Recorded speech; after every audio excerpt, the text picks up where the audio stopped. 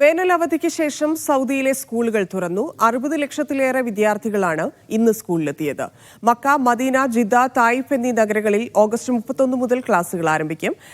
Saudi സ്കൂളുകൾക്കൊപ്പം Indian സ്കൂളുകളിൽ ഭൂരിഭാഗവും തുറന്നിട്ടുണ്ട്. 2 മാസത്തിലേറെ നീണ്ട വേനലവധിക്ക് ശേഷമാണ് സ്കൂളുകൾ ഇന്ന് തുറക്കുന്നത്. മക്ക, മദീന, ത്വായിഫ്, ജിദ്ദ എന്നീ നഗരങ്ങളിലെ സ്കൂളുകൾ ഈ മാസം 31-നാണ് തുറക്കുക. 31,000 സ്കൂളുകളാണ് സൗദിയിലുള്ളത്. ഇതിൽ സ്വദേശി, വിദേശി വിദ്യാർത്ഥികൾ ഉൾപ്പെടെ 67 ലക്ഷം വിദ്യാർത്ഥികളുണ്ട്. 7,000 സ്കൂളുകളുള്ള റിയാദിലാണ് ഏറ്റവും കൂടുതൽ വിദ്യാർത്ഥികൾ. 16 ലക്ഷം വിദ്യാർത്ഥികളാണ് റിയാദിൽ മാത്രം ഇന്നെത്തിയത്.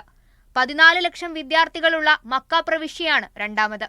അവധിക്കാലത്ത് മന്ത്രാലയം ജീവനക്കാർക്ക് വിവിധ പരിശീലന പരിപാടികൾ ഒരുക്കിയിരുന്നു. ഗ്രാമങ്ങളിലെ 12 ലക്ഷം വിദ്യാർത്ഥികളെ സ്കൂളിലെത്തിക്കാൻ സൗജന്യ ഇലക്ട്രിക് ബസ്സുകൾ സർവീസ് നടത്തും.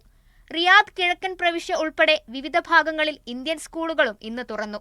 അതിനിടെ മഴ മുന്നറിയിപ്പ് പശ്ചാത്തലത്തിൽ അസീർ ഉൾപ്പെടെ മലയോര മേഖലയിൽ ഇന്ന് ഓൺലൈനിലായിരുന്നു ക്ലാസുകൾ. Media 1, Jeddah.